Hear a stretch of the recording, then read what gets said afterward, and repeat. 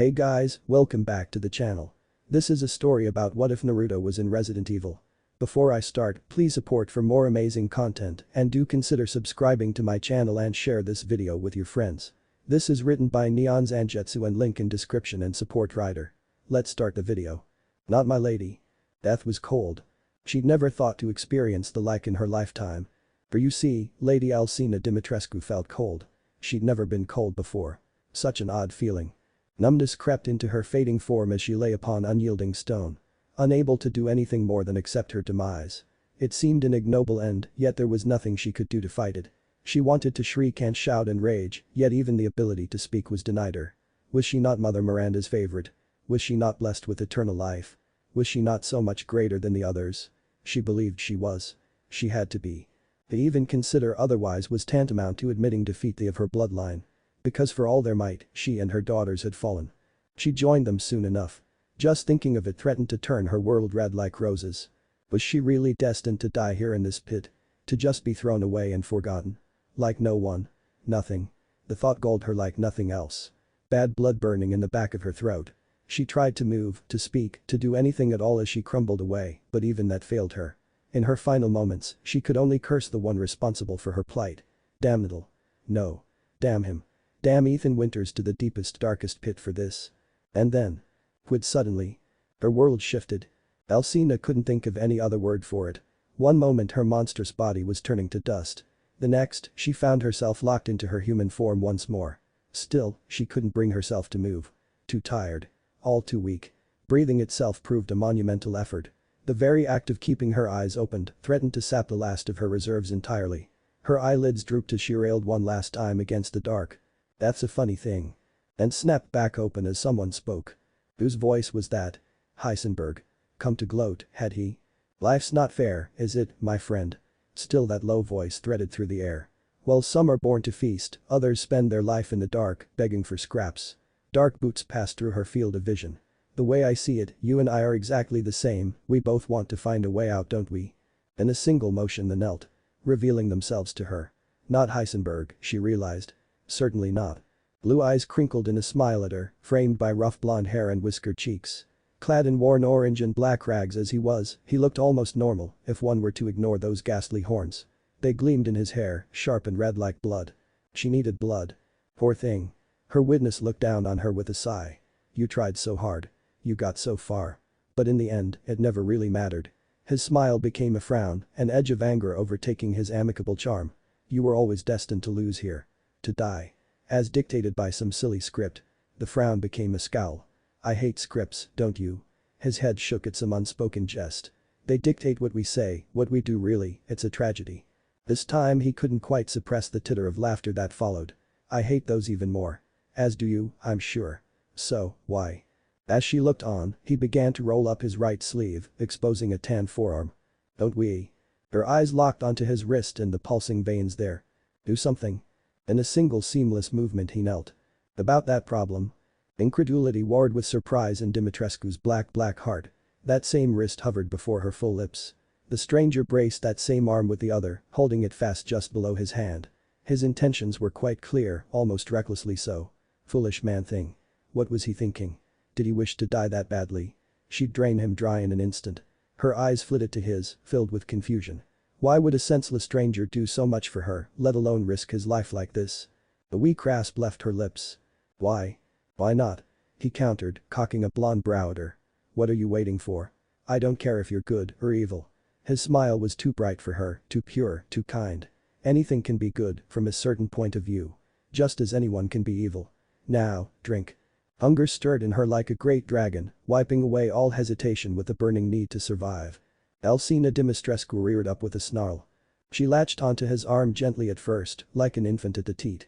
Blood flooded her mouth, running over her parched tongue. She swallowed, then gasped, eyes bulging as a bouquet of different flavors assailed her senses one by one. Hunger became desire. Alcina yanked his arm to her fangs and bit down hard, spattering blood across her pristine white dress and the stone floor itself. Her victim grunted against the pain but didn't try to flee, nor did he fight or grasp. He didn't move at all. Even as her teeth ground against the bone of his arm. Nay, he didn't even complain as she drained him dry. Yet he did not wither. He did not die. For as much as she took, he gave still more. Raw vitality flooded her every pore, bringing with it fresh untold power, the life of which she'd never known. Mother Miranda. Who was Mother Miranda? She felt like a god. Nay. A goddess. Her prior power felt so small compared to this, a babbling brook compared to the ocean that now coursed through her veins. It was too much. In a moment, she was addicted. She never wanted to stop. Finally she could take no more. Her hunger sated, she released her victim and crashed back to the stones.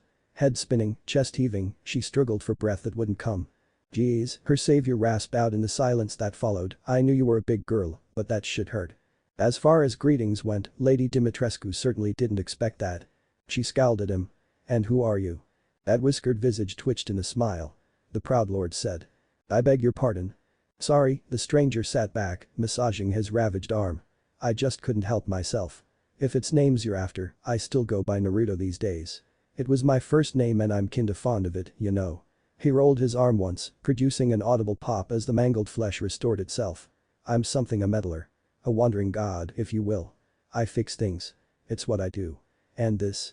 That same limb flung about, indicating the ruined room he'd found her in. This needed fixing. I'll even give you your daughters back, if that's what you want. He flexed his fingers idly, veins pulsing in his hand. All that and more. Just say the word. Indignation tightened her pallid vision. You would have me beg? Nope.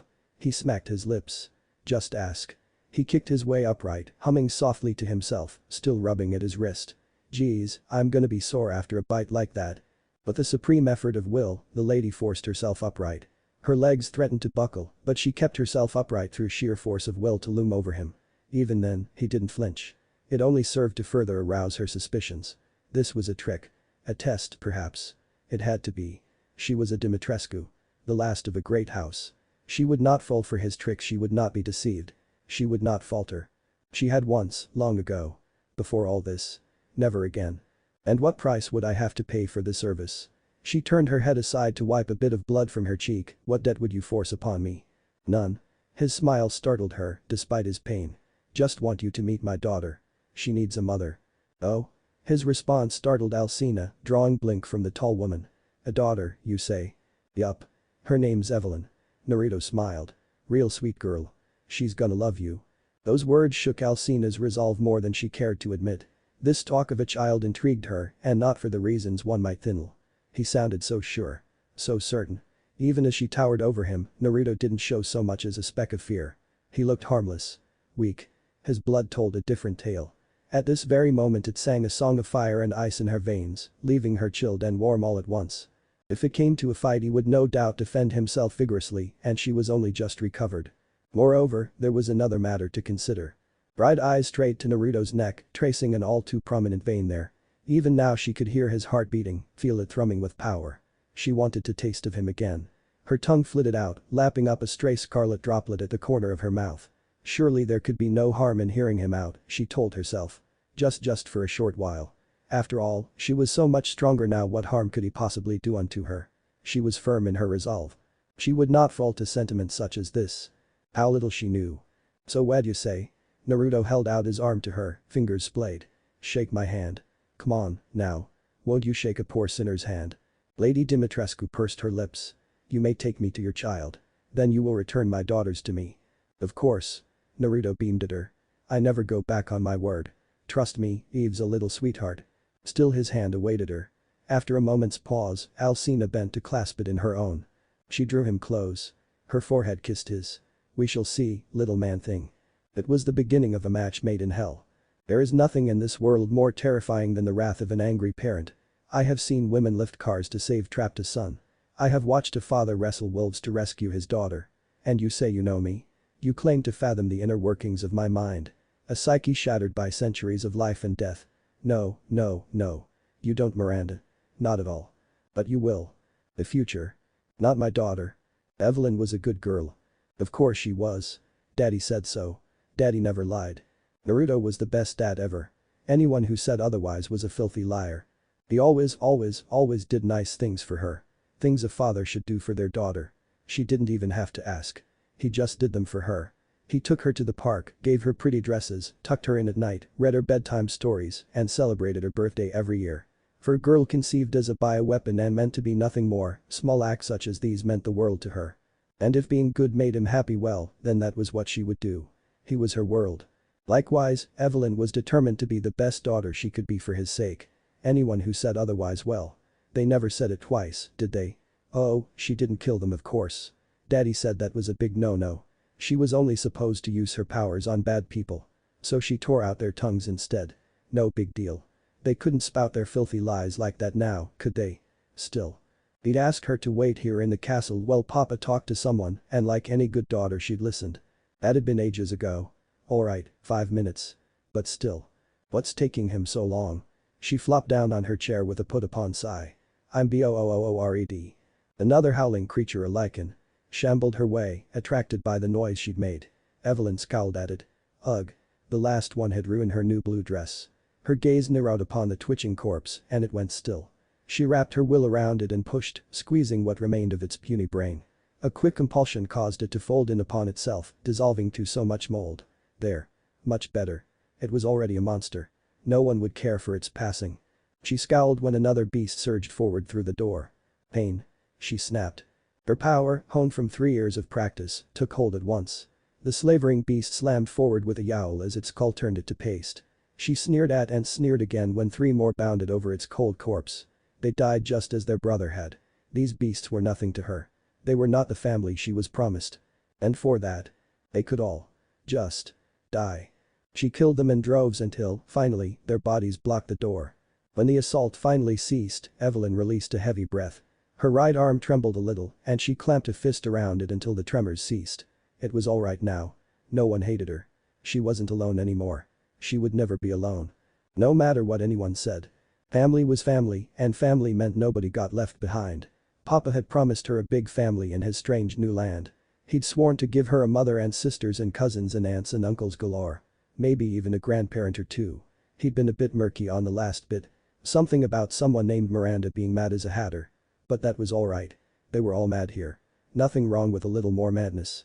He would do all this and more because he loved her and she loved him. She couldn't wait for his return. With her senses on high alert, she heard them long before she saw them. The long and heavy stride reached her ears, eliciting a slight frown from the small girl. Who was that? What is the meaning of this? A woman's rich voice pierced the silence with, who let these filthy beasts into my castle? Clawed fingers swept through the mountain of bodies, scattering them like wheat from chaff. Someone stepped over their ruined forms, golden eyes blazing like balefire. Despite the rage twisting her pale features, she still held herself with grace and poise, so much so that the young girl couldn't help but take notice. Indeed, young Evelyn's first impression of her could be surmised as thus. Big. Wow. You're tall. She immediately said as much. And then. Are you my new mommy? Golden orbs locked onto blue. And who are you, child? Evelyn. She swayed a little, knees twisting in thinly veiled delight. She had a feeling about this woman. A really good feeling. You're the one, aren't you? Papa said he was going to talk with somebody really tall. She liked this new woman already. She looked awesome. Did he now? The faintest flicker of amusement passed through the woman's face. Well, then. She pivoted on one heel to regard someone only just now stepping through the entrance. Perhaps you can explain why he felt the need to go traipsing about my castle, trekking dirt everywhere. Evelyn blinked. Hey, don't be rude. Their retort was immediate. I needed your daughter's genetic material. Now that we have it we can. Oh. Hey Evie. Sure enough, Evelyn saw him next, his arms laden with 3 heavy jars containing dirt. No, it was too pale to be dirt. Calcified dust. She wasn't sure. It was a minor curiosity, one immediately forgotten as his eyes saw him. It had only been 5 minutes, but it felt like forever. There could be only one response. She launched herself at him. Dad. Aha. There's my girl. He smoothly dropped the jars and caught her halfway, laughing as her arms settled around his neck. Her head slammed into his chest as her feet kicked against his shins, struggling for purchase. He caught her and swept her into a warm embrace, chin coming down just over her shoulder. Evelyn melted into it with a sigh. This was all that reminded she needed of her worth. That she was loved. She pulled away first with a smile. I waited right here, just like you asked. I noticed. He quirked a blonde brow at the corpses. Had fun, did you? MMHMM. She grinned back. Lots. Did you bring me a present? The smile proved infectious. Something like that. Ahem. Their guest coughed. Well, this is a rather touching moment. I believe you owe me something. Naruto quirked a brow. So do you. Don't be gauche. The pale beauty looked away with a glower. I'll uphold my end of the bargain. Evelyn's gaze swung back to him. Who is she? Right. Her proud papa feigned a sheepish smile. Evelyn, meet Lady Dimitrescu. Or you can just call her Alcina. Whichever you prefer. I have no objections to this. The lady in question replied. Let her call me what she will. She seems a sensible girl. Evelyn looked left. Evelyn looked right. Evelyn blinked. Is she going to be my? She didn't dare finish. Naruto laughed. Yup. Her herd leaked. This was happening. This was actually happening. They even looked alike if one were to ignore Alcina's striking eyes. She was the perfect image of what she'd imagined for her mother. It was almost too good to be true. She dared a step forward, then wilted a little when those piercing golden gems narrowed upon her. Still, a small quiet voice cried out in her heart. Naruto gave her a nudge. Well. What are you waiting for? Go give her a hug. She tried to speak, but her voice warbled a bit. Can I? Oh, very well. Alcina knelt with ponderous grace and opened her arms. Come here, child. I promise not to bite. No more words were needed. Evelyn didn't walk. She ran into her arms. Despite her size, Lady Dimitrescu actually flinched when she hit. As though she weren't quite sure how to react. She was a statue, firm and unyielding, her body strange cool without being cold. Evelyn didn't much care. She latched on and held tight, burying her face in the crook of the woman's shoulder. Slowly, almost stiffly, she returned the embrace. Evelyn held tight and nuzzled closer with a laugh. Such a strong little thing. She barely heard the whisper when it came. Hello, Mother. She knew it seemed a silly thing to say, but she didn't care. No. Words had power and saying this. It made this real. It must have reminded the Lady Dimitrescu of her own daughters too. For her grip tightened. Strong arms closed around her, not enough to harm, but just enough to hold. She knew. My children. Her voice broke but a little with emotion as she climbed back to her feet. You promised. So I did. All right. Bella. Cassandra. Daniela. Naruto ticked the names off one by one on his fingers. Just to be sure. Which is the eldest? She watched him like a hawk. Bella. What of it? Which means Cassandra would be the middle child and Daniela the youngest. Right. He thumbed his chin. Helps to remember that. This'll be a bit different from what I usually do, mind you. A hand rose when she tried to interrupt. You already know their bodies are comprised of flies and they can't much stand the cold, not since someone shot out all the windows. Alcina snarled. Blasted hooligan. When I find him, he will pay for what he's done. Naruto chuckled softly. Lady, your daughters were cracked. His shoulders rose and fell in a careless shrug. From what I gathered, Bella was blood-starved, Cassandra tortured people, and Daniela's just plain crazy. When she made no move to deny this, his voice sharpened. You may love them, but you weren't the best when it came to raising them. That's going to change. Here and now. No more feeding on innocence. Golden eyes burned with a hint of shadow. You would make demands of me in how I raise my daughters. Why? Because I believe in second chances. Naruto's riposte proved as quick as it was vicious. After all, a hand came down on Evelyn's shoulder. Evie wouldn't be here if I didn't. Evelyn preened and smiled up at him. No matter what happened, she had been first. She would always be first. If her new sisters thought they could take her place, well. She'd teach them the pecking order right and proper. But right now, she just wanted to meet them. She squirmed restlessly under Naruto's grasp, so much so that he finally let her go. She immediately took the opportunity to scamper back to Alcina's side. Mother. She finally had a mother. Life was good. In any case, I'm only doing this because you dearly love your children. He straightened and picked up the sturdy jars once more.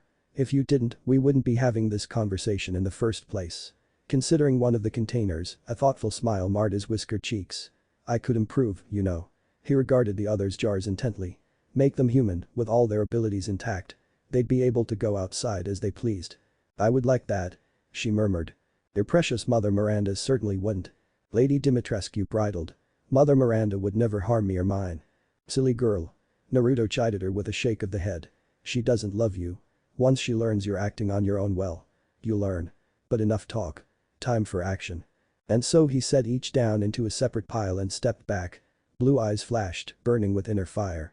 He touched a hand to the ground and strange runic script burst from his palm. Spreading like oil and tar. As they looked at the strange writing, it encircled the ruined mounds, one after the other, walling them off in yet more of those eerie words. Right. He hummed. I have them. Now, unless you want me to screw up and fuse them together, everyone needs to be quiet. Evelyn plopped down to wait. This was her favorite part. She loved watching his techniques. As she looked on in rapt fascination, bits of broken mold and frozen flies flowed upward. Defying gravity, they began to float, transposing themselves into motes of wild green light. Almost like fireflies. So pretty. Naruto raised his right hand and the leftmost swirled into an odd pattern, slowly assuming human shape. Light became fire. Fire became flesh. Now came the middlemost pattern, followed by the right. His arms trembled. Sweat beaded down his brow as he struggled. And then, with a sudden rush of heat, there they were. Oh. 3 young women stood before her, each balking at one another. Clad in cowled black from head to toe, they reminded Evelyn of dark angels or ladies in mourning. One was a blonde. Another held hair pure as the night sky. The final woman bore red hair not unlike that of fire itself, fierce and red. A babble of startled voices went up among them. Neither seemed to understand what was happening. Mother? Why am I? What happened? Lady Dimitrescu did not fall to her knees. She did not weep or wail, nor did she cry tears of joy. Evelyn knew she was too proud for such displays of sentiment. But she did round on Naruto. And when she did, she moved. He didn't even resist. The proud woman ripped him from his feet, held him aloft, and crushed him to a wall. Full lips pressed against his, leaving him reeling. Oh. Were they going to give her another sister already? Evelyn hummed. Wha? Naruto croaked out. Honestly. Lady Dimitrescu sighed as she set him down. This is my life now, isn't it? I'm part and parcel to this madness. I owe you a debt I can never repay. Her words seemed to reboot Naruto, if only a little. Come on now, don't be that way, Alcina, ow. He stiffened as pearly white teeth clamped down onto his shoulder. Bad Bella. He swatted at the blonde, scowling as she danced back with a giggle. Don't bite me when I'm not looking. Wait for supper. Now, girls. Alcina smiled in mild reproval. There will be enough for everyone eventually. Angela cooed. We can keep him. I should think so. He's your new father. It was the pebble that started the avalanche. Naruto gulped, just a little. Now wait just a second. Alas, his cries went unheard as the gaggle of girls piled onto him. My blood. No, he's mine. But I was the one who bit him first. Evelyn giggled and clapped her hands. Fight. This life might be mad. It might even be insane. But none of that mattered. Because at the end of the day, this life belonged to her and her alone. She couldn't wait to see what came next. Don't go. I can't let you leave. Loneliness hurts, don't ya? I get it. Really, I do. When I was a kid, I was alone for, well, a very long time. You've had it way worse. You lost your parents, sure. And then along came Mother Miranda. She broke your mind. Took an already fractured girl and twisted you until your mind just couldn't take it. So you hid. That's alright. You've suffered enough. More than enough. You don't have to do anything else. Just say what's on your mind. Go ahead. Take your time. I'll wait. Don't go. The future. Not my doll. Dolls were kind. They did not lie, they did not scheme, and they most certainly did not leave you. They were immortal. Eternal. They were good, they were kind, and they were safe. Of course they were. She'd made sure of that. Spread her Kadu parasite through each and every one of them in such a way that allowed her total control. Dolls were like plants. They would never betray her. Never. She could use them as she saw fit, and if they broke, she'd just stitch them back together again. She could even speak through them if she tried really hard. Doña Beneviento was rather proud of that last bit. Sometimes, she wondered if she wasn't the broken one. If her doll Angie wasn't merely the manifestation of her darker self. At times it seemed she had a life of her own, embodied the worst parts of her. Because humans were cruel. And so was she. They lied and they schemed and they betrayed. Wait. Had she said that already? She wasn't sure. She was so forgetful these days. What was she thinking about again? Right, her past. She'd been so lonely after her parents died. Then along came Mother Miranda. Mother Miranda, who took her from that awful pit of squalor. She helped her. She made her strong. She let her believe again. Until, quite suddenly, she didn't. Until the baby came. Until little Rose Winters was found. Now Mother didn't need them anymore. She didn't want them. Didn't care, so long as they protected the flasks. In the end, for all her fanciful talk and tales, Mother had betrayed her too. Better to have dolls like Angie and the others. Her creations loved her. They would never betray her. A sudden pinprick of pain shot through her hand, snapping the puppet master back to reality. Anna blinked with her good eye and frowned when she realized she'd inadvertently cut her palm somehow. She must have snagged it on something while repairing the dolls. It was so effortless for her these days that she'd simply lost herself in her work once more. No longer. Now her squeamish spirit recoiled at the sight. For unlike dear Dimitrescu, she loathed the look of blood.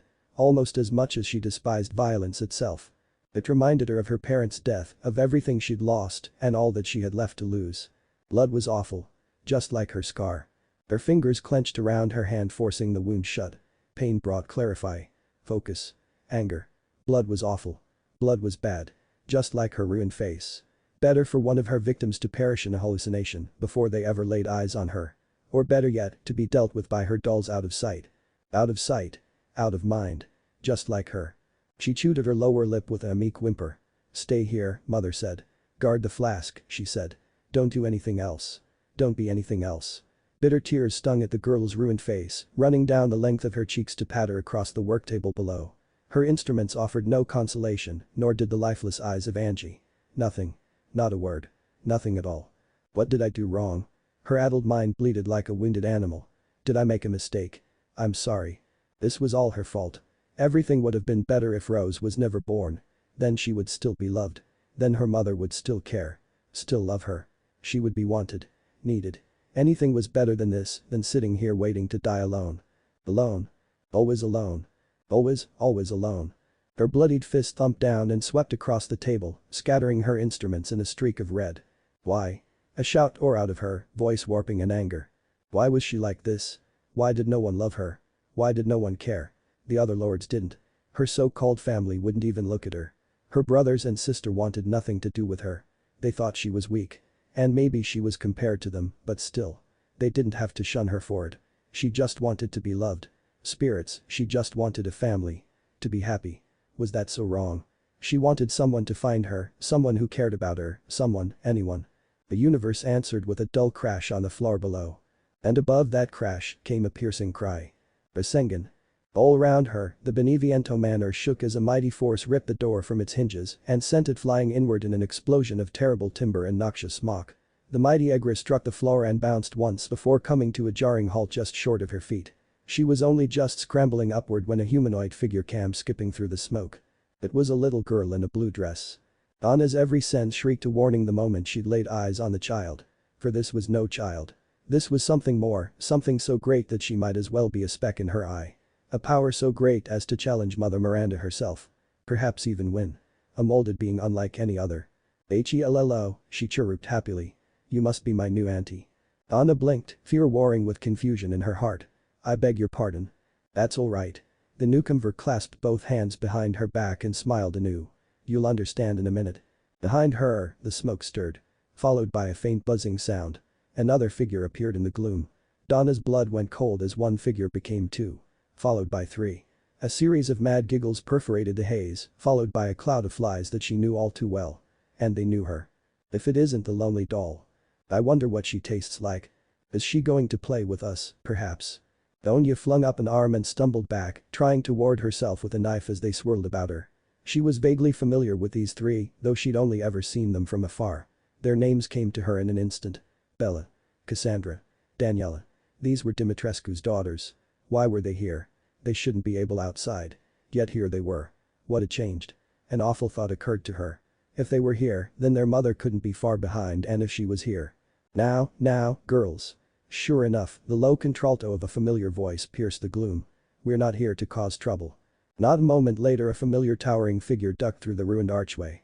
Piercing golden eyes took her in at a glance. She dared a step back when neither came. Alcina just looked at her. As though seeing her for the first time. Fight warred with flight in Donna's mind, rooting her where she stood. Dimitrescu was infinitely stronger than her, and worse, her regeneration lent her immunity to even the worst hallucination she could conjure. If it came to a battle, she'd undoubtedly lose. Donna expected scorn. A scoff, at the very least. She received neither.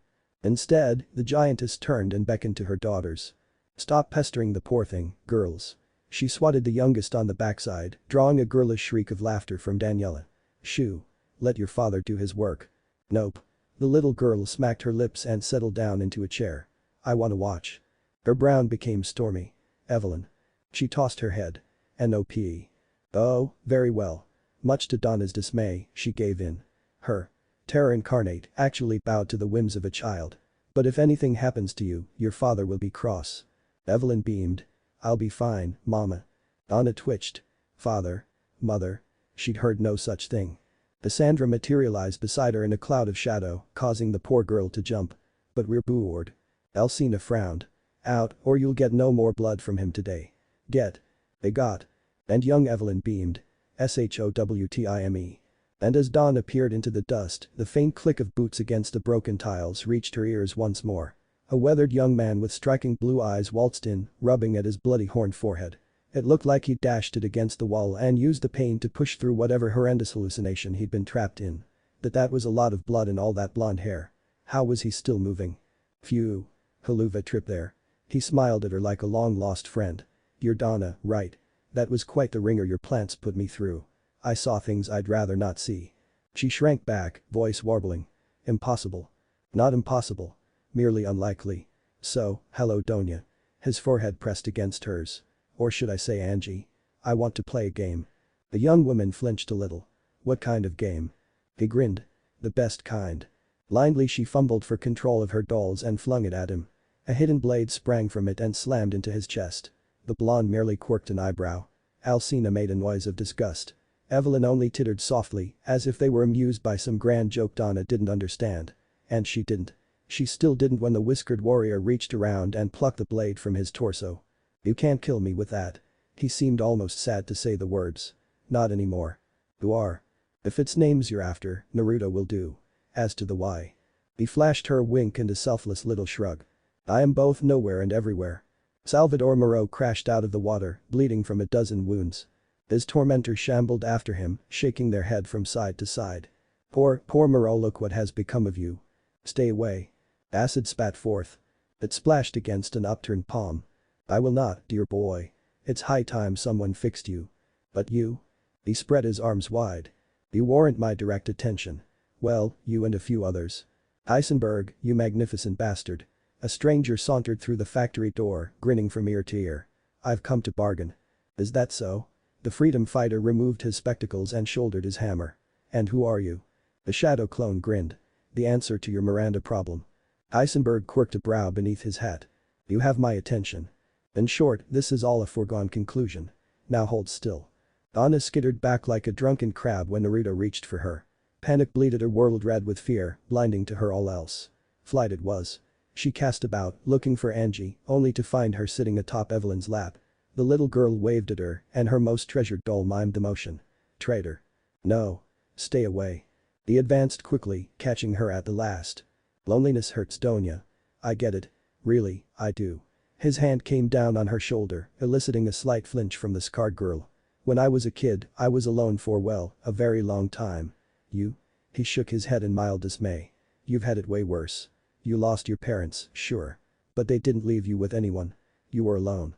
Forgotten. Her lower lip trembled. I'm not. And then along came Mother Miranda. The horned man leaned forward, pressing his forehead to hers. She broke your mind. Every word was a blow to her already fragile confidence, battering down the brick wall of her courage until she didn't have any left. She took an already fractured girl and twisted you until your mind just couldn't take it. His other arm came down on hers, entrapping her. She told you she loved you when she didn't, cared for you when she couldn't. She never cared for you. She knew that. She'd always known. Hearing it had her hanging her head. But that's all right. Her gaze snapped up with a start. I understand you. His grip shifted, cupping the scarred half of her pale visage. From one outcast to another, I know exactly how you feel. In a flash his other hand came up, holding her face fast. His grip tightened almost imperceptibly, clawed fingers pulsing with wild white light. The sight of it held her, ensorcelled her, wrapped her in warmth she'd never felt before. She couldn't bring herself to look away. Everyone said you shouldn't stare into the sun, but this wasn't the sun. It was somehow both more and less, yet clear as day. Donya felt world began to dim as peered into its depths. She tried to speak, but her words slurred as the room began to rock to and fro. What are you doing? He beamed. Something that should have been done a long time ago. Pain. Anna tried to speak, only to yelp as something burned through her ruined visage. Followed by her mind. It lasted for but a moment, then the strange sensation subsided as swiftly as it had come. She was left reeling where she stood, swaying like a ship lost at sea. So stunned was she that she barely felt a thing when Naruto guided her into a couch, nudged her down, and pressed a mirror into her hands. She grasped it in a daze, not quite comprehending what she was holding. No, not at first. But once she did, she blinked into it with wide eyes. Wait. Eyes. Indeed, the healthy visage of a young woman gazed back upon her, hale and whole, devoid of that hideous scar the growth brought on by the Kadu parasite. She looked as she had always imagined she might. As she saw herself in her dreams. Not a monstrous girl with a demented mind, but a young woman fully aware of everything she had been, everything she'd done. Tears pricked at her eyes all over again. Ignorance was bliss, to be blind to the truth was to live in peaceful serenity. Now. It was too late. If only she'd been like this before. If only everything had been like this in the beginning. Ooh oh. You're really pretty. Anna's world lurched as Evelyn tucked herself into her side. Pale arms latched around her elbow, holding her fast. Weighing her down. And yet for all her fear, there was a strange comfort in having her nearby. She'd not experienced such before. You've suffered enough. She jolted anew as Naruto spoke. More than enough. You don't have to do anything else, don't ya? He plunked down on the couch beside her with a content hum. You can live your life now. Go where you want, be whoever you want to be. Or. When Evelyn made an angry noise he crossed his legs and leaned back among the cushions. You can join our family. A real family. Alcina tugged her hat down to hide her face and the ghost of a smile that lurked in the shadows of it. Sentimental oaf. Ahem. This sentimental oaf gave you a happy ending. He'd appreciate some gratitude. Dimitrescu scoffed. I've already marked you. Is that not gratitude enough? Daddy's nice like that. Evelyn preened. He always saves people. Anna looked right. Anna looked left. Anna dithered. She couldn't recall the last time someone wanted to hear what was on her mind. Not even Mother Miranda had been so generous. Free from the cancer of her mind she found her thoughts painfully clear. She wished they weren't. Wished she could simply lose herself in her madness once more. Family. Yes. She liked the sound of that. But still to defy Mother Miranda.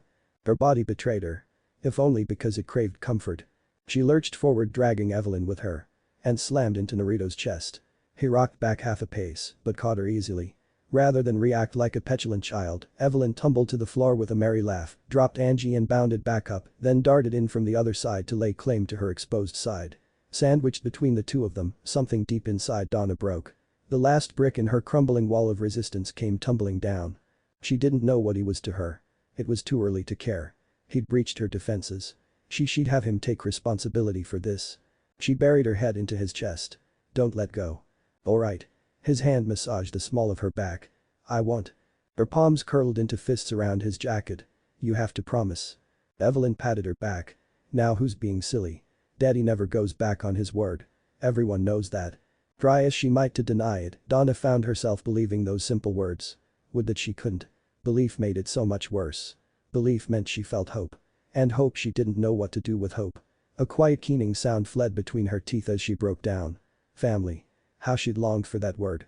Not the facsimile she'd had with Miranda, but a true family. She'd craved it. Was this what it felt like have a brother? She felt it must be so. Still, a thorn of hesitation cut at her heart. Is it really alright for me to be happy? Naruto headbutted her shoulder. Of course it is. Anna felt a heavy hand settle on her back and heard a soft mutter of something from Alcina, but she was too busy weeping to care. Apparently that was enough for Bella and the others. For they came rushing back in with cries of group hug. And the like, silly girls that they were. With so many bodies pressing in around it, it became something of an awkward embrace and frankly a bit uncomfortable, but Donna found herself relishing it all the same. The dam broke and she wailed like the little girl she still was at heart. In the end, Naruto kept his promise. For some, that might not seem like much. To a broken youth such as Doña Beneviento, it meant the world. Not my uncle. Heisenberg, you magnificent bastard. I've come to bargain. As far as greetings went, Carl thought that was a particularly memorable one. The entrance slightly more so. He tilted his head a fraction to the right, frowning, but a little as a stranger sauntered into his factory, grinning from ear to ear. No, really. Bastard just slaughtered his guards and walked right through the fucking front door. Without a care in the world. Who did that? This one, apparently. Ordinarily that might have made him a bit cross. He was rather proud of his creations. And he could always build more. This intruder was built in a different sense of the word. Fair of hair with striking blue eyes and a broken horn jutting out of his head, he looked every bit a monster out of Village Fulker. Slightly more smiley than Carl was accustomed to, and really that open coat of many colors was very distracting well. He blinked. You could grind meat on those things. Still, he knew his stories. Where the smiling monsters? Those were the ones you had to watch out for. Now the bastard was upon him and he had no more time to think. Right tall bugger he was. Well. The freedom fighter removed his spectacles with one hand even as he shouldered his hammer with the other. And who are you? In simple terms. His guest grinned and sketched a deep, sweeping bow. The answer to your Miranda problem. That bitch. Heisenberg quirked a brow beneath his hat. The mere mention of her name threatened to stir his temper. She'd taken everything from him. His life, his dignity, his pride. And for that, well, she had to die. He would have been lying if he said it wasn't personal. It was very personal. Her so-called family was nothing but one grand experiment to her. The others didn't see. But he did. If this oaf was offering help, he'd been more than prepared to offer the same to Ethan Winters. But Winters was nowhere to be found. Really, where was he? Dealing with that fish freak. Heisenberg supposed it didn't matter. This one would do. You have my attention. He planted his hammer into the ground with an audible clank. What do you have on offer? His would-be ally smiled, whiskered cheeks dimpling with thinly veiled glee. A few things. Carl's frown redoubled. I'll be needing more than that. The blonde blinked once. Such as? The name, for starters. Apparently it was the right thing to say. Because the whiskered warrior grinned from ear to ear. Why is it always names with you people? He raised a hand to cover said smile, to no avail, it peeked out around the edge of his palm. I've gone by many since I started hopping through multiverses. Prankster, conqueror, husband, king of the seven kingdoms, death and destroyer of worlds, so very many names. Really it's hard to keep track of them all. His head tilted just so, the fading light catching in those fathomless blue eyes. Wouldn't you agree? Heisenberg stared into the abyss and the abyss stared back. At length, the monster masquerading as a man spoke anew. Naruto will do. That's the one I started with and it's the one I'll end with. Heisenberg scoffed. Bit of a weird name. This from the Magneto knockoff. Hey. Don't you worry. Firm fingers flicked in mild reproach. You'll have all the help you need and more. I only need one thing from you in return. And what's that? You see, Evelyn wasn't an uncle. He paused, as though someone had just whispered into his ear. Well, a living uncle. That won't be a problem now, will it? For a moment Heisenberg glimpsed a series of 6 gleaming stones set against the back of the man's gloved hand. The one even now covering his mouth. Stones of so many colors, glowing like the stars themselves. When that hand fell back to his side, he couldn't help but notice the way they caught the light. How odd. They almost seemed to hum. What are these? The stone-clad hand rose, leaving the gems on full display. No need for alarm, I don't have any intention of using them in this universe. I keep them as, well. He tittered softly. Let's just say as a favor to an old friend of mine. He's a good doctor, despite all he's done. He snapped his fingers, eliciting a flinch from Heisenberg. Couldn't very well leave them with the wives, now, could I? Hela and Nebula would have the multiverse quaking in its boots if I left them behind. To say nothing of the others. Somehow, someway, somewhere, Heisenberg felt he'd fallen behind. I don't know those names. Probably best you don't. Naruto clapped him on the shoulder. Ignorance is bliss. Carl's gaze strayed back to the stones. He'd never seen them before in his life. Yet just looking at them his fingers twitched restlessly. What's to stop me from killing you and taking this power for myself? Naruto thumbed his chin. That's certainly an option, but… Several events transpired at once. Clawed fingers set themselves against the back of Heisenberg's head. In the same moment his body went stiff. 2 sickles found his arms and a third caressed his throat like a lover's kiss. He tried to move, tried to retreat, only to realize his legs were bound. What was this? Some kind of string vines. My new family might have something to say about that. Carl craned his neck. Alcina Dimitrescu loomed over him, golden eyes aglow. Somehow she seemed more alive than ever before. Her smile positively hummed with menace. Do be unreasonable about this, brother. I'd love to open your throat. A slow, soft voice hissed in his ear to echo that veiled threat. Don't touch him. Heisenberg tried to offer a retort to that effect. It was somewhat cut off by the hooked blade biting into his throat. By the time he heard the giggling, felt those flies crawling over his flesh, he'd begun to truly sweat. Great. She'd brought her daughters. Since when could they leave the castle? Now, ladies. Naruto's voice rose over the heavy pounding of Heisenberg's heart, don't kill him. I'm sure he'll be reasonable about this, won't you? Well, this was unexpected. I'll be damned. Heisenberg gazed upon his would-be killers without fear. A low whistle pierced the factory. If it isn't Lady Super-sized bitch, ugly-ass Pisho doll and what? He frowned when he noticed someone was missing. Where's the moronic freak? Did you kill him? A scowl twisted his visage. Or is gonna spring out of a puddle? Not quite. Naruto hummed. He's being dealt with as we speak.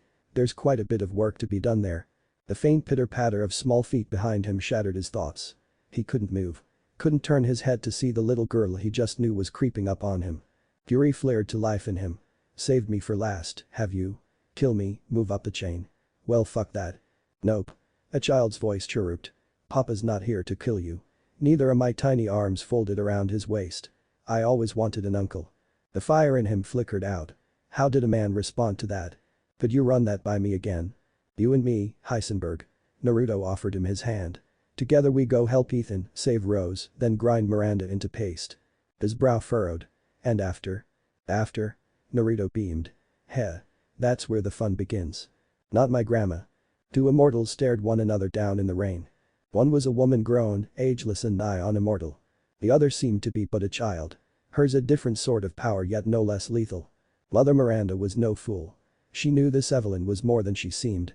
Strength thrummed through her tiny form, ready to be unleashed at a moment's notice. She marshaled her own in preparation to meet it. She would not be taken unawares. She would be prepared. She had not lived this long by making mistakes. Every action she took was calculated. Precise. Targeted. All for the sake of returning her beloved daughter, her precious Eva, to this world. Some might call her cruel. Perhaps she was. But she was also a mother. And if a few dozen, 100,000 souls had for the sake of her child, then so be it. It no longer mattered. The hour was nearly nigh. Her children had scarpered off to heaven knew where, but she cared not. They would be dealt with in time. She had but to sweep this churl aside and wait for dawn. Meddling girl. Miranda's lip curled in mild derision as she gazed upon the whelp stood before her. This village is mine. Beggin'. Is it, though? Evelyn tilted her head, a cherubic smile tugging at the corner of her mouth. Is it really? Miranda went left. The failure went right. They began to circle one another, never leaving one another's side. Despite her best efforts to restrain herself, a slight sneer touched her lips. It had been so long since she'd found herself faced with an actual challenge. Still, if this whelp thought herself strong, well, she would take pleasure in bringing her low. Your power over the mold means nothing. She hummed. Rose is your successor. No, Rose is your true complete form. Evelyn tittered a little. Is she now? Indeed she is. Her sneer grew as she saw the glimpse of uncertainty in her eyes. Rose will grow to fully control the masses, and I shall have her. With or without your interference. She is stronger than you could ever be. Evelyn surged forward with a snarl, and Miranda dissolved into a storm of crows. It was only as she rematerialized that she recognized the feint. Damn her smile. She'd made her flinch. Calm yourself. Schooling her face into a mask of calm, she dared to approach the impudent child. Rose will be saved. The Megamycete catalogs all of us. However, she will be reborn as my daughter. And whatever wild machinations you and your fool of a father are contemplating will die. Here. With you. Evelyn lifted her chin, still smiling. You can try. Dear girl, I have succeeded. Miranda slammed a hand into her chest and tore out her heart in a single seamless movement. The girl balked at her, eyes wide. A thin sliver of blood ran down her lips. Though her mouth moved, no sound emerged. She pitched forward with barely a sound and expired in the mud. Pity. She'd hoped for something more. No matter.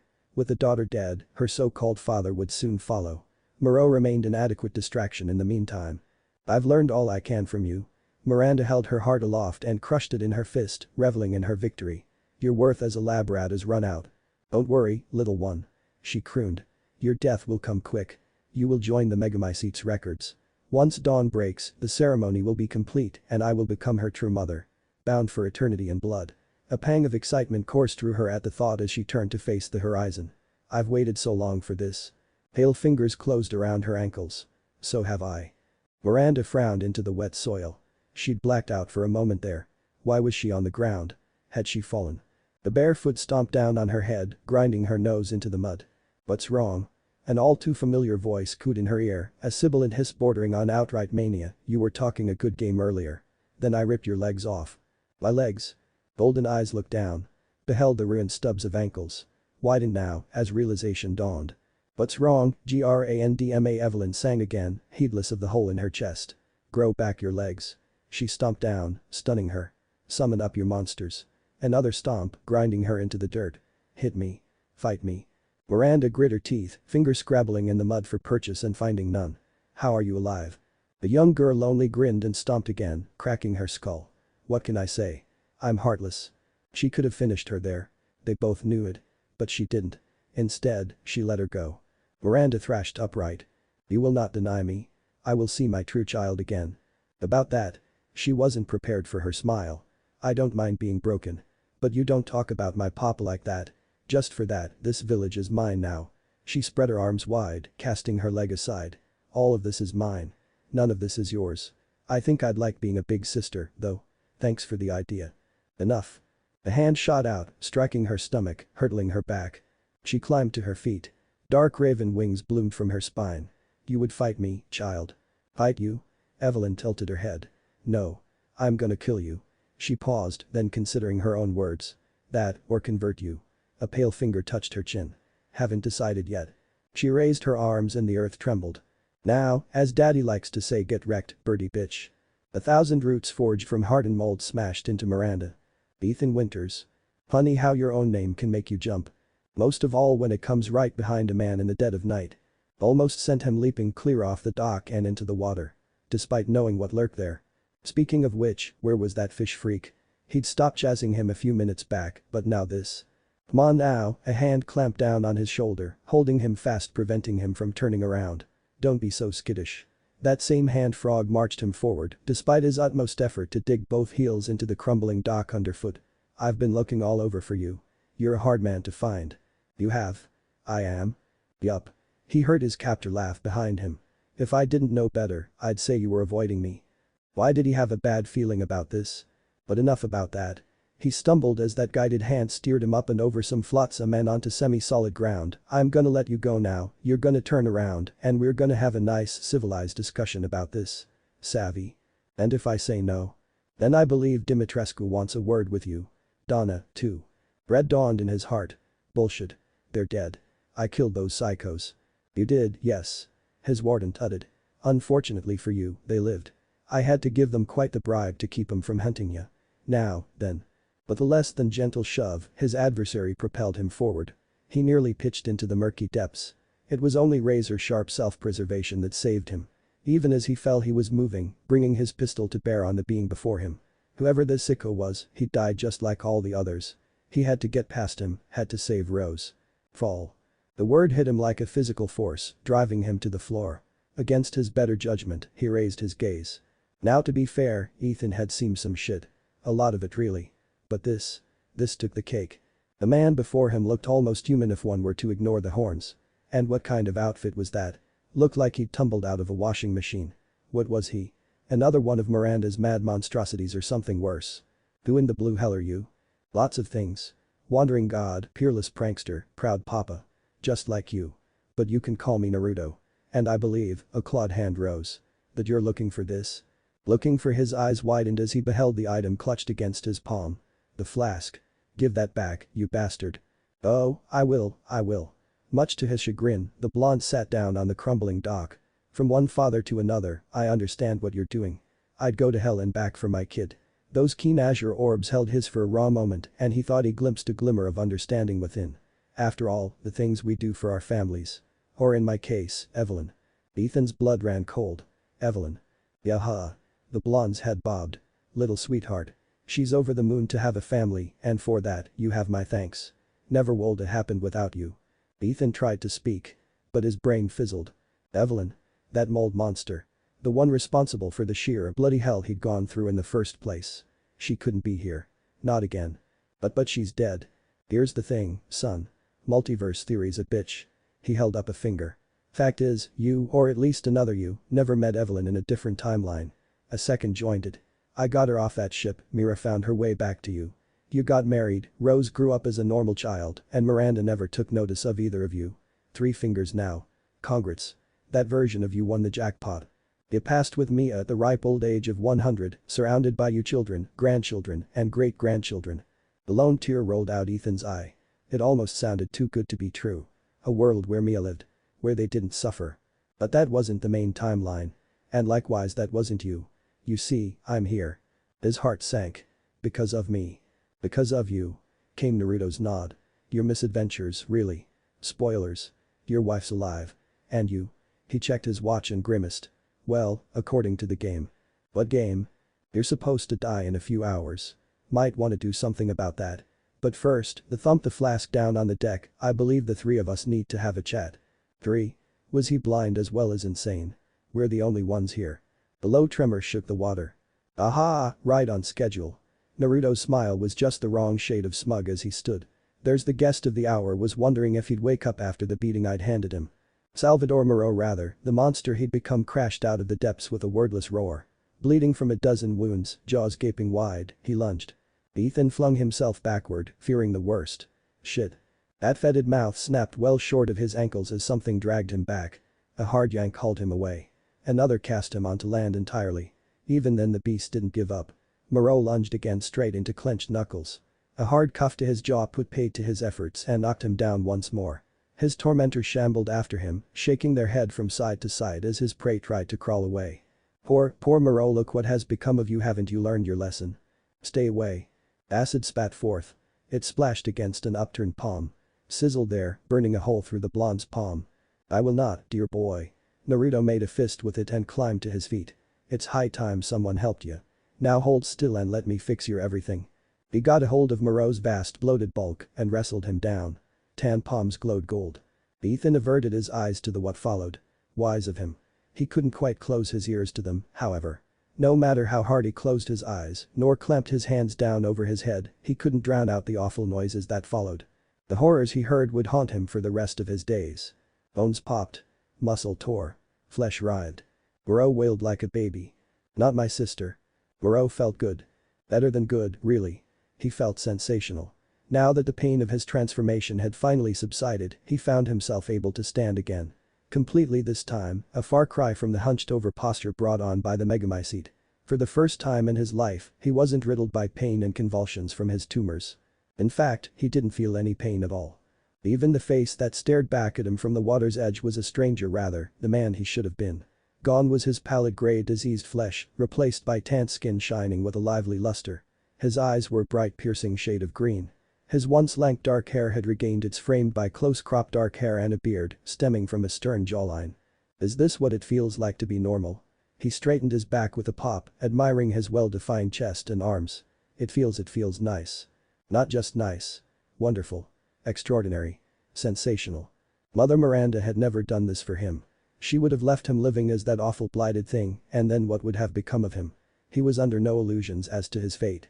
He would have died, either at the blonde one's hands or Ethan Winters, who was even now balking at him. Feels good, doesn't it? His gaze snapped back to Naruto.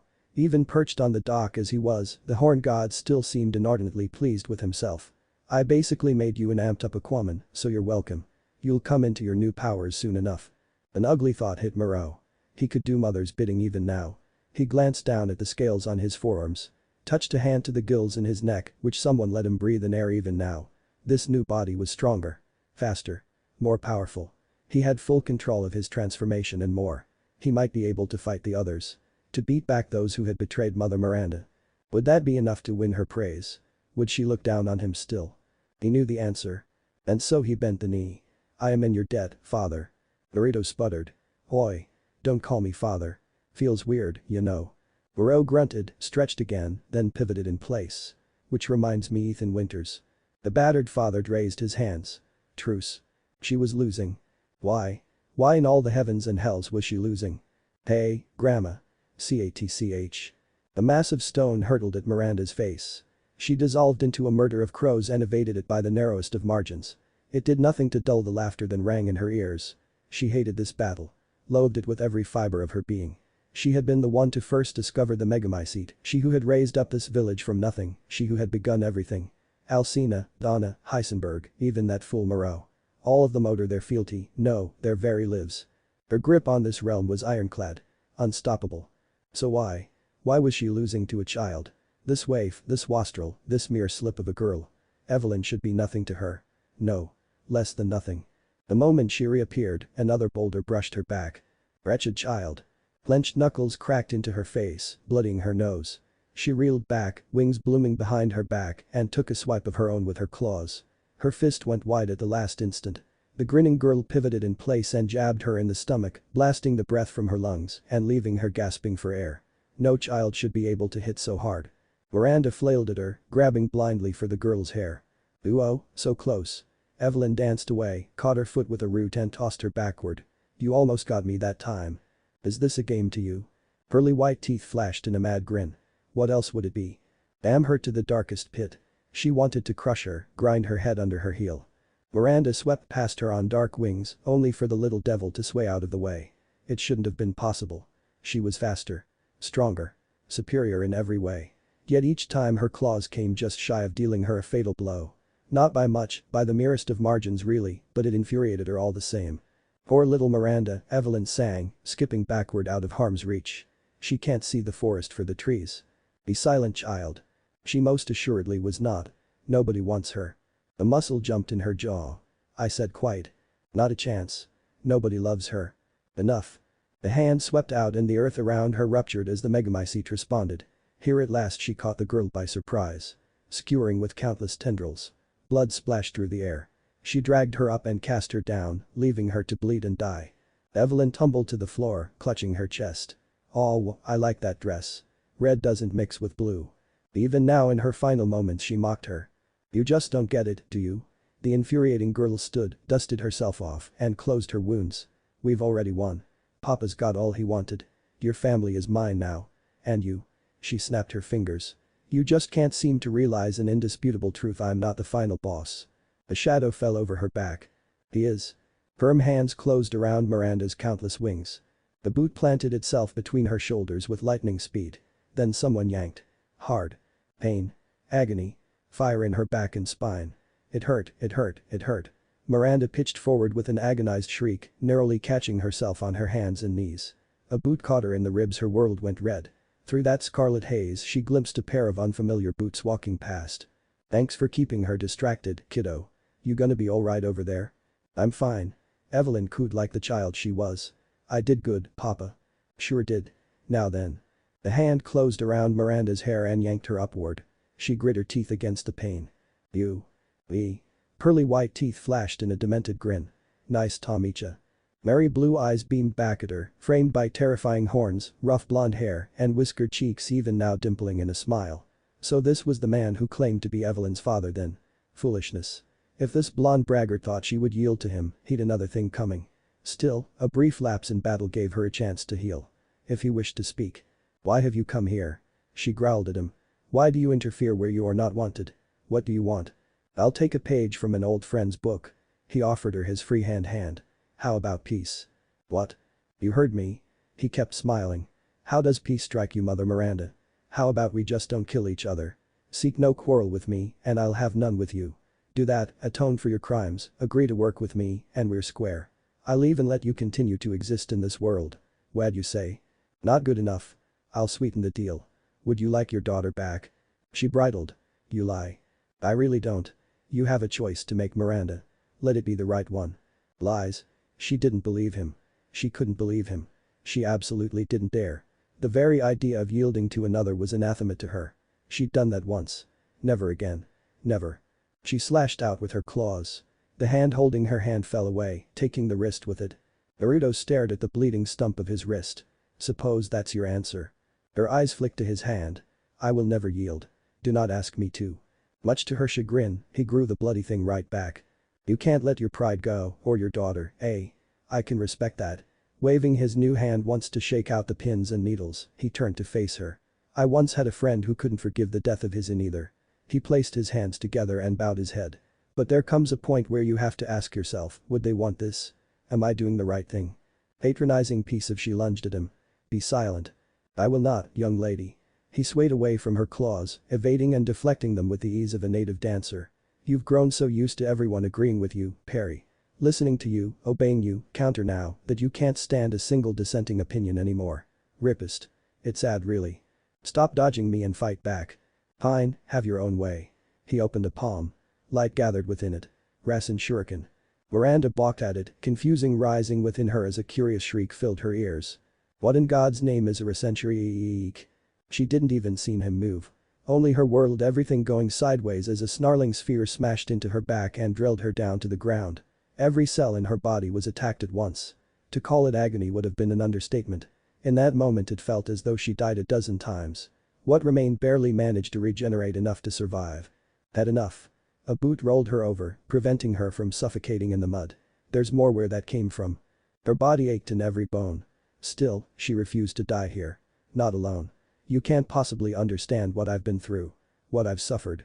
Of course I do. He tutted as she rose. A parent can never forgive the death of their child. But you're too proud. If you just listen, this would be so much easier. Never. I will not yield to. She tried to storm after him. Oh, dear. Her left leg buckled, forcing her to catch herself on a writhing cluster of roots. You wouldn't hit an injured woman, would you? Ah, no. His hands crashed down on either side of her face, deafening her for a moment. Honey, she heard him laugh over her regenerating eardrums, the ringing in her ears, these hands are rated E for everyone. Let me remind you. He moved in. Fists flew. Up, down, left, right and center. Miranda managed to block one. Only to be hammered by 10 more. 20. 30. 40 now then she lost count entirely. Down those bloody knuckles rained, beating her into the muck. He pummeled her every which way and there wasn't a blasted thing she could do about it. Any of it. Broken and beaten, she fell to the ground. I only want my daughter, is that so wrong? Pitiless blue eyes glared down at her in stoic silence. You're a parent too, aren't you? Can you not understand my sorrow? My refusal to bind myself to another. He reached down. Grabbed her by the throat. Hoisted her into the air. Miranda clawed at them, to no avail. No, this could still be salvaged. If she died here her consciousness would be preserved by the megamycete. From there she could start anew. It would be a setback to be sure, but she had overcome such before in the last. If he thought her dead, he would leave her be. It might take years, decades, centuries even, but she would have her way. And then, when this fool least expected, she have her vengeance. Kill me, then. She spat in his face. You clearly can't comprehend my pain. I do. Which is why. Miranda felt her body convulse. She shuddered. Looked down. He'd left go of her throat, for there was no longer a need to hold her. She saw his hand embedded deep within the valley of her breasts, to the muscle and bone beyond. There was no pain. Why? Why was there no pain? Oh. There it was. She felt his fingers curl around her still beating heart and tensed, ready for the end to come. He would tear it out any moment now and end her life. Any second now. Why wasn't she dead? Look at me. He used his free hand to turn her face toward him. She squeezed her eyes and tried to resist, to no avail. Look at me. We're not done here. She creaked an eye open and immediately regretted it. He still had her all but impaled on his arm, face right from stone. You feel no remorse for your actions, no guilt for your crimes, and you clearly don't care about those you hurt. I didn't want it to come to this. Her robes began to billow round in some unseen breeze. You clearly want me to kill you, which suggests you have some sort of backup plan. Meaning. Her vision began to dim. What are you doing? Something that should have been done a long time ago. Giving you a second chance and punishing you at the same time. Oi, Evelyn. He looked over his shoulder. Want a little sister? Ooh oh. Yes, please. I haven't had one of those yet. No. Never. Miranda absolutely hissed. I refuse. She looked past him, over his shoulder and saw others approaching, dark figures in the night. Belatedly she recognized them. Could it be? Had her luck changed at last? Yes. It was them after all. She'd assumed them dead or otherwise lost, but here they were, her four lords, her precious experiments, arrived at last. My children, she flung out an arm. Help me. Protect your mother. Alcina didn't budge. Mother, was it? How gauche. Anna glared bloody daggers at her. I don't recall you ever treating us in such a way. Moreau refused to so much as look her way. I have no mother. Heisenberg, that traitor. Only laughed at her plight. Why weren't they listening? Failures, all of you. The A's have it. Naruto's voice dragged her back. Let's get started. Ah. As if he could subvert her will. Even if he could, her mind remained her own. No matter what he did to her body she would remain. If he thought something so blasé as a second childhood would reform her, then he was the king of fools. Truly, to think otherwise was pre-po. Why couldn't she say that word? Why was everything spinning? Why couldn't she speak big words? Why did her head feel like it was stuffed with cotton? Red dawned within her black heart.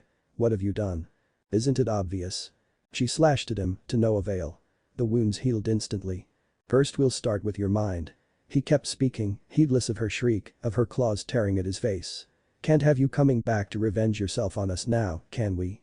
Best to wipe the slate clean and start all over, you know. You can't. Her voice rose in a wail. Please. Will. I'll take your deal. Lie. Deceive. Trick him. Don't erase me. I don't believe you. His smile didn't waver. But don't worry. I won't be erasing you. Just think of it as a clean slate for you and your daughter. No.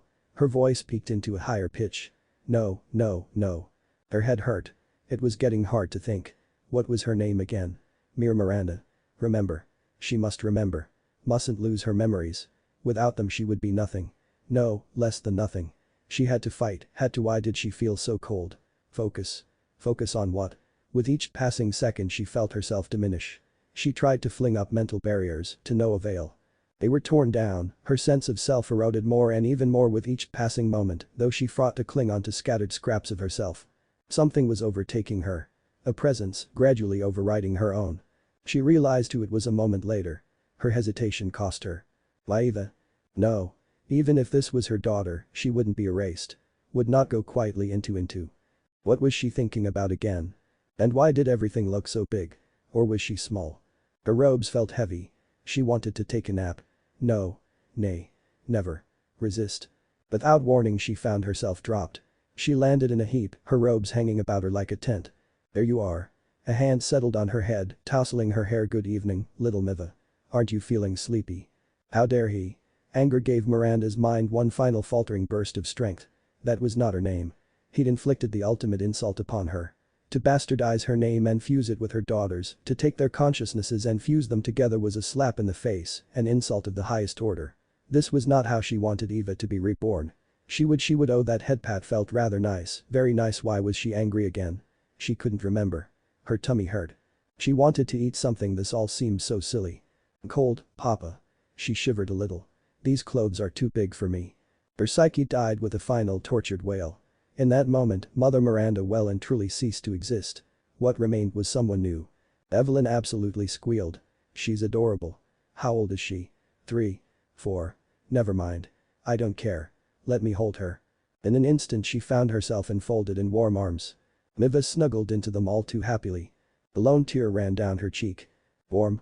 Not my ending. What had he stumbled into this time? Chris Redfield had seen some shit in his day.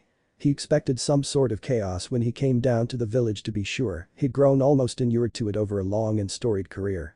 Zombies, viruses, monsters, the very end of the world. He liked to think he'd seen it all. But this. The sight before him took the cake, jumped the shark and ate both. What the hell? SHHHH. A lone finger rose. Keep your voice down. You'll wake her. You have gotta be shitting. Language, young man. The horned man individual seated in the throne before him tutted softly, rocking a small child in his arms. Don't make me wash your mouth out with soap or Rasengan. I don't think you'd survive the latter, you know. Shaking his head, Redfield tried to rally. This place can't be allowed to exist. We're taking you in. No. Walk away, Chris. If you wake little Miranda up, I'll tan your hide. Miranda? He looked back to the child in the man's arms. Is that? The blonde brow wagged his way. What do you think? I think you need to explain. Me? Naruto tilted his head. What do I have to explain? You made this mess because you couldn't be bothered to tell Ethan that Miranda had taken his wife. And let's not forget what came after. She disguised herself as said wife, lived in his house with him and his daughter, and what did you do? Shot up the place, traumatized the man, and took his daughter. Never mind that she escaped anyway. But no, the plot must advance. He waved a hand, idly conjuring up a gale. Shock value and all that. Well, here's a shock for you. This village. Mine. What? Did I stutter? Maybe I'll be nicer to you in the other story. Maybe not. You're a bit of an idiot in this game. Aim?